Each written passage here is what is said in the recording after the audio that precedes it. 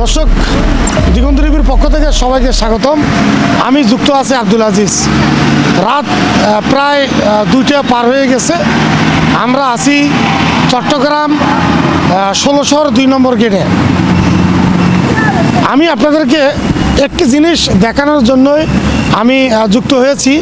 সে বিষয়টা হচ্ছে এই যে 2 নম্বর গেটে যারা রাস্তার পাশে ফুটপাত দখল করে যারা ব্যবসা করছে, তাদের যে ময়লা আবর্জনা তারা ফেলে রেখে গেছে।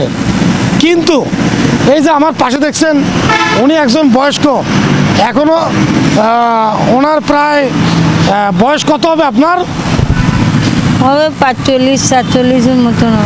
ওনার বয়স প্রায় 45-47। উনি সিটি কর্পোরেশনে চাকরি করেন, এখনও পারমিট হয় নাই।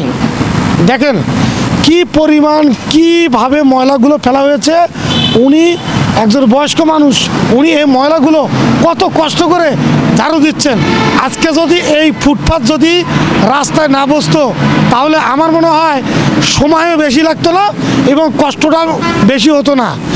এই ফুটপাতের ময়লাগুলো রাখায় কষ্ট বেশি হচ্ছে এবং সময়টাও বেশি যাচ্ছে। আমরা তার কাছ থেকে একটু জানবো। আপনি একটু বলেন তো, আপনার আগের থেকে এই যে সময়টা বেশি লাগছে না কম লাগছে? বেশি লাগতেছে সময় তো লাগবে, কাজ বেশি না, এর জন্য সময় লাগে। আপনার এই ময়লাগুলো পরিষ্কার করতে কষ্ট হয় না? কষ্ট হয়, কি করতাম, কষ্ট হইলেও করতে হয়।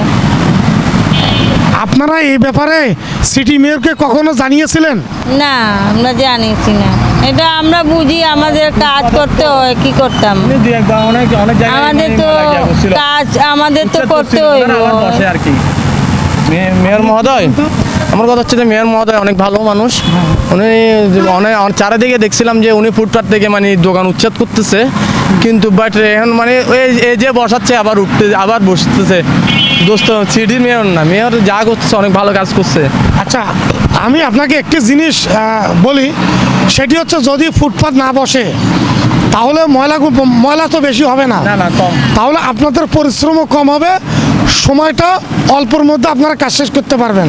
তো এর মধ্যে বিকল্প কি? আমার বিকল্প হচ্ছে যে মানে দোকানগুলো যদি উচ্ছেদ করে যদি দেয় তাহলে ভালো হয় আমার জানা মতে, এটাই।